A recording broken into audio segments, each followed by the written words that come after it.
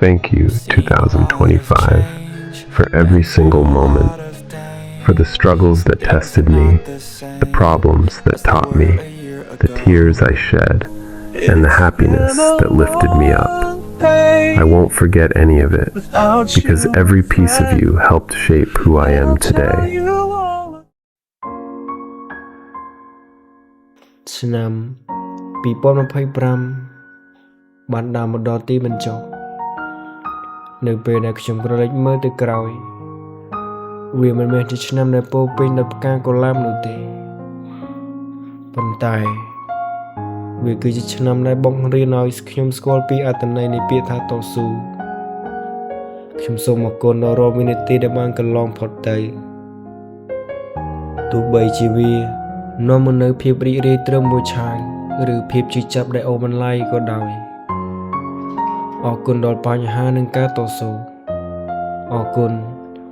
ដល់រាល់ឧបសគ្គដែលបានចូលមកក្នុងជីវិតតាំងពីវិបត្តិហិរញ្ញវត្ថុបំណុលធនាគាររហូតដល់ការខំបំណងក្នុងក្តីស្រមៃដែលចង់ទៅកាន់ទឹកដីកូរ៉េម្ដងទៀតបើគ្មានការបរាជ័យទាំងអស់នោះទេខ្ញុំប្រហែលជាមិនអាចដឹងថាខ្លួនឯងមានកម្លាំងចិត្តរឹងមាំប៉ុណ្ណានោះដែរអរគុណដល់គ្រួសារបងប្អូនដែលជាមិត្តដ៏ល្អបំផុតរបស់ខ្ញុំជាទីកន្លែងដែលខ្ញុំអាចសាងតម្លៃខ្លួនឯងឡើងវិញពីចំណុចសូន្យអរគុណដល់ភាពជឿចាប់និងស្នេហាដែលមិនសមបំណងអរគុណដល់ស្នេហាដែលបានបង្រៀនខ្ញុំឲ្យស្គាល់ពីការលះបង់ទោះបីជាចុងក្រោយស្នេហានេះទៅមុខមិនរួចថយក្រោយក៏មិនកើត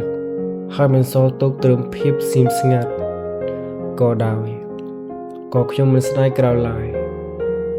អរគុណដែលបានចូលមកធ្វើឲ្យខ្ញុំស្គាល់ពីការយល់ចិត្តនិងបង្រៀនឲ្យខ្ញុំដឹងថាបើស្រឡាញ់គេពិតត្រូវហ៊ានដោះលែងឲ្យគេមានសេរីភាពក្នុងគ្រាដែលយើងមិនទាន់អាចផ្ដល់សុភមង្គលឲ្យគេបានអរគុណដល់ខ្លួនឯងអ្វីដែលសំខាន់បំផុតគឺអរគុណដល់ខ្លួនឯងអរគុណដែលមិនបោះបង់ទោះបីជាត្រូវយកម្នាក់ឯងក្នុងភាពស្ងប់ស្ងាត់អរគុណដែលបានរកឃើញអត្តសញ្ញាណពិតដែលធ្វើឲ្យខ្ញុំរៀនរស់ក្នុងភាពឯកាដោយមានតម្លៃខ្ញុំបានយល់ហើយថាការដែលនៅម្នាក់ឯងក្នុងពេលនេះគឺដើម្បីរៀបចំខ្លួនឲ្យក្លាយជាមនុស្សប្រុសម្នាក់ដែលល្អបំផុតសម្រាប់គ្រួសារនាពេលអនាគតពាក្យលានិងការសន្យាសម្រាប់ឆ្នាំ2026លាហើយ2025ខ្ញុំនឹងទុកចោលនៅរាល់ការបន្តខ្លួនឯងនិងភាពសោកសៅនៅទីនេះខ្ញុំនឹងយកទៅជាមួយត្រឹមតែមេរៀននិងភាពរឹងមាំប៉ុណ្ណោះឆ្នាំ2026នេះគឺជាទំព័រថ្មីដែលខ្ញុំនឹងសរសេរដោយដៃទាំងពីរនេះដៃដែលនឹងកសាងសេដ្ឋកិច្ចដៃដែលនឹងមើលថែគ្រួសារនិងដៃដែលនឹងការពារក្តីសុខរបស់ខ្លួនឯងឆ្នាំ2025សម្រាប់ខ្ញុំមិនមែនគ្រាន់តែជាការផ្លាស់ប្ដូរលេខនៃកាលបរិច្ឆេទនោះទេប៉ុន្តែខ្ញុំរស់នៅក្នុងភាពជូរចត់ដើម្បីស្វែងរកភាពរឹងមាំបទពិសោធន៍ដំបូងគេដែលខ្ញុំបានជួបគឺការរបូតចេញនៃក្តីសង្ឃឹមការខកខានមិនបានទៅធ្វើការនៅប្រទេសកូរ៉េបានក្លាយជាការដួលរលំនៃផែនការជីវិតដ៏ធំមួយវាបានរុញច្រានឲ្យខ្ញុំមកឈរនៅក្នុងស្ថានភាពដុនដាបនៃហិរញ្ញវត្ថុរហូតដល់ជំពាក់បំណុលធនាគារពីមនុស្សម្នាក់ដែលធ្លាប់មានមហិច្ឆតាខ្ពស់ត្រូវមកអង្គុយរកប្រាក់រៀលដែលរកបានទាំងលំបាកក្នុងអាជីពជាជាងកាត់សក់ដើម្បីបង្វិលការបង់រំលោះប្រចាំខែអ្វីដែលធ្វើឲ្យឆ្នាំ2025កាន់តែធ្ងន់ធ្ងរគឺវិបត្តិបេះដូងនៅក្នុងគ្រាដែលខ្ញុំត្រូវការកម្លាំងចិត្តបំផុតខ្ញុំបែរជាត្រូវជួបនឹងការបាត់បង់និងភាពត្រជាក់ស្រពោនពីមនុស្សស្រីដែលខ្ញុំស្រឡាញ់បំផុតបទពិសោធន៍នៃការរងចាំសារដែលគ្មានការឆ្លើយតបការឃើញគេមានក្តីសុខក្នុងពិភពលោកផ្សេងនៅគ្មានយើងវាគឺជាការជឿចាប់ដែលជ្រាបចូលដល់ឆ្អឹងប៉ុន្តែក្នុងភាពជឿចាប់នោះ ខ្ញុំបានបង្ហាញពីមនសិការខ្ពស់ដែលមិនចង់យកភាពលំបាករបស់ខ្លួនទៅរំខានជីវិតគេដែលនេះគឺជាសេចក្តីថ្លៃថ្នូរកម្រមានចំណុចរបស់ដ៏សំខាន់ក្នុងឆ្នាំ2025គឺការងាកមកពិនិត្យមើលខ្លួនឯងខ្ញុំបានដឹងថាខ្លួនឯងគឺជាមនុស្សដែលចូលចិត្តភាពស្ងៀមស្ងាត់ការយល់ដឹងនេះបានជួយឲ្យខ្ញុំបកស្រាយរាល់ចម្ងល់ថាហេតុអ្វីបានជាខ្ញុំចូលចិត្តភាពស្ងប់ស្ងាត់ហេតុអ្វីបានជាខ្ញុំពិបាកនឹងបោះបង់ទំនាក់ទំនងដែលយល់ចិត្តខ្ញុំចាប់ផ្ដើមយល់ថាជំងឺផ្លូវចិត្តនិងភាពឯកាដែលខ្ញុំមានវាមិនមែនជាកំហុសរបស់ខ្ញុំទេប៉ុន្តែវាជាផលវិបាកដែលកើតចេញពីសម្ពាធគ្រួសារតាំងពីក្មេងនិងការបង្រៀនរបស់ឪពុកម្ដាយដែលខ្វះការយល់ចិត្តគ្នាតាមរយៈរបាយការណ៍ហិរញ្ញវត្ថុដែលខ្ញុំបានកត់ត្រាខ្ញុំសង្កេតឃើញថាពេញមួយឆ្នាំ2025ខ្ញុំមិនដែលបោះបង់ឡើយទោះបីជាមានខែខ្លះចំណូលតិចជាងចំណាយខែខ្លះត្រូវដកដង្ហើមធំមុននឹងបង់ធនាគារប៉ុន្តែខ្ញុំនៅតែបន្តកាន់កន្ត្រៃកាត់សក់ជារៀងរាល់ថ្ងៃនេះគឺជាបទពិសោធន៍នៃវិន័យដែលកើតចេញពីភាពតក់ច្រកខ្ញុំបានរៀនរស់ជាមួយនឹងភាពឯកានិងប្រើប្រាស់វាជាខែលការពារខ្លួនឆ្នាំ2025គឺជាឆ្នាំដែលបេះដូងខ្ញុំប្រេះស្រាំប៉ុន្តែស្មារតីខ្ញុំបែរជាមុតស្រួចខ្ញុំបាត់បង់ស្នេហាតែបានរកឃើញខ្លួនឯងខ្ញុំខ្វះខាតលុយកាក់តែបានរកឃើញតម្លៃនៃវិជ្ជាជីវៈខ្ញុំឈឺចាប់ពីគ្រួសារតែបានបដិញ្ញាចិត្តថានឹងសាងគ្រួសារថ្មីដែលល្អជាងមុនខ្ញុំបានដើរចេញពីឆ្នាំ2025ក្នុងនាមជាអ្នកឈ្នះដែលនៅសេសសល់ស្នាក់ស្នាមខ្ញុំលែងជាមនុស្សដែលទុនជ្រៃដូចដើមឆ្នាំទៀតហើយក្នុងឆ្នាំ2025ខ្ញុំបានឆ្លងកាត់បទពិសោធន៍មួយដែលអ្នកដទៃប្រហែលជាពិបាកនឹងយល់នោះគឺការដើរលេងកណ្ដាលវិបត្តិប្រសិនបើគេមើលពីខាងក្រៅគេប្រហែលជាគិតថាវាជារឿងមិនសមហេតុផលដែលមនុស្សកំពុងជំពាក់បំណុលនិងមានបញ្ហាហិរញ្ញវត្ថុបែរជាចំណាយពេលដើរលេងទៅវិញប៉ុន្តែសម្រាប់ខ្ញុំវិញ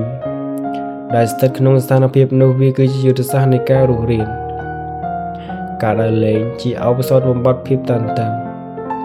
នៅពេលដែលសម្ពាធផ្លូវចិត្តឡើងដល់កម្រិតកំពូលហាងកាត់សក់ដែលធ្លាប់តែជាកន្លែងរកចំណូលបានជាខ្លាចជាបន្ទប់ឃុំឃាំងនៃអារម្មណ៍ការដើរចេញទៅក្រៅ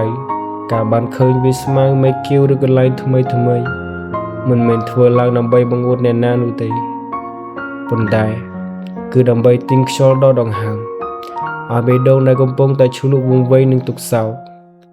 វាគឺជាការបំបត្តិភាពតានតឹងដែលបើមិនធ្វើទេខួរក្បាលខ្ញុំប្រហែលជាត្រូវផ្ទុះដោយសារតែការគិតច្រើនមិនខានទស្សនវិជ្ជានៃភាពតល់ច្រកខ្ញុំមានប្រគំនិតមួយដ៏មុតស្រួចថាទោះបីជាខ្ញុំមិនទៅដើរលេងដើម្បីសន្សំលុយក៏លុយនោះនៅតែមិនគ្រប់គ្រាន់សម្រាប់ដោះស្រាយបំណុលដែរនេះគឺជាតថភាពនៃជីវិតនៅពេលដែលបញ្ហាវានៅពីមុខយើងធំពេករហូតដល់ការលះបង់បន្តិចបន្តួចមិនអាចជួយអ្វីបានខ្ញុំក៏ជ្រើសរើសយកការបន្ធូរអារម្មណ៍ជាងការច្របាច់កលខ្លួនឯងនៅក្នុងបន្ទប់ងងឹតខ្ញុំយល់ថា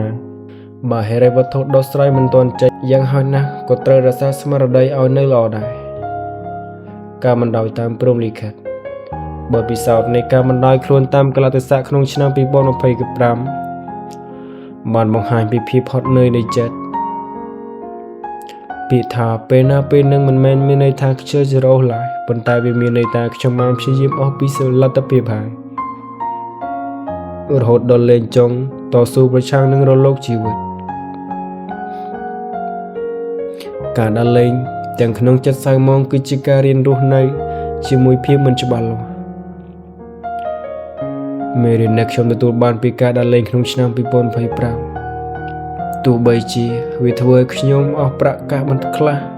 ប៉ុន្តែវាបានជួយខ្ញុំមិនឈួតនិងអាចបន្តដំណើរមកដល់ឆ្នាំ2026នេះបានវាបានបង្រៀនខ្ញុំថាលុយអាចរកមកវិញបានប៉ុន្តែសុខភាពផ្លូវចិត្តដែលបាក់បែកពិបាកនឹងជួសជុលណាស់ការរត់គេចពីបញ្ហាមួយរយៈមិនមែនជាការចោទចាញ់ទេប៉ុន្តែវាជាការដកថយដើម្បីយកកម្លាំងឥឡូវនេះក្នុងឆ្នាំ2026ខ្ញុំលែងត្រូវការដើរលេងដើម្បីរត់គេចទៀតហើយខ្ញុំនឹងដើរទៅមុខដើម្បីកសាងវិញម្ដងការរក្សាតុល្យភាពរវាងការងារការសន្សំចៃនិងសន្តិភាពផ្លូវចិត្តគឺជាសិល្បៈនៃការរស់នៅក្នុងឆ្នាំ2026នេះខ្ញុំនឹងមិនបោះបង់ការដើរលេងចោលទាំងស្រុងនោះទេប៉ុន្តែ ខ្ញុំនឹងបដូរយុទ្ធសាស្ត្រពីការដើរលេងដើម្បីរត់គេចពីបញ្ហាមកជាការដើរលេងដើម្បីបញ្ចូលធម៌ពលវិញនេះគឺជាផែនការកំសាន្តដែលសន្សំសំចៃនិងផ្ដល់សន្តិភាពផ្លូវចិត្ត1ការកំសាន្តបែបសូនរៀលក្នុងនាមជាមនុស្សស្ងប់ស្ងាត់ដែលគេហៅថាជាមនុស្សប្រភេទមនុស្ស introvert ខ្ញុំអាចរកសេចក្តីសុខបានដោយមិនចាំបាច់ចំណាយលុយច្រើនការដើរលំហែតាមជនបទការចំណាយពេល30នាទីនៅក្បែរធម្មជាតិជួយកាត់បន្ថយជាតិពុលក្នុងខួរក្បាលបានយ៉ាងល្អការអានសៀវភៅឬស្ដាប់ podcast អប់រំចិត្តប្រើប្រាស់អ៊ីនធឺណិតដែលខ្ញុំមានស្រាប់ដើម្បីដកស្រង់បទពិសោធន៍ពីអ្នកជោគជ័យផ្សេងៗវាគឺជាការដើរលេងក្នុងពិភពនៃចំណេះដឹងសមាធិនិងការដកដង្ហើមបង្កើតទម្លាប់បង្កើតកន្លែងស្ងប់ស្ងាត់មួយក្នុងហាងកាត់សក់ដើម្បីអង្គុយស្ងៀមស្ងាត់ម្នាក់ឯង5នាទីក្រោយពេលភ្ញៀវចេញ2ការដើរលេងក្បែរជំនួសឲ្យការជិះឡានទៅឆ្ងាយដែលចំណាយច្រើនខ្ញុំអាចកំណត់យកថ្ងៃសម្រាប់មួយថ្ងៃក្នុងមួយខែឬមួយសប្តាហ៍ជិះម៉ូតូទៅកន្លែងណាដែលស្ងប់ស្ងាត់ជិតផ្ទះច្បាប់មាសសម្រាប់ឆ្នាំ2026កុំចំណាយលុយដែលយើងមិនទាន់រកបានដើម្បីទិញភាពសប្បាយដែលយើងមិនទាន់សមនឹងទទួលបាន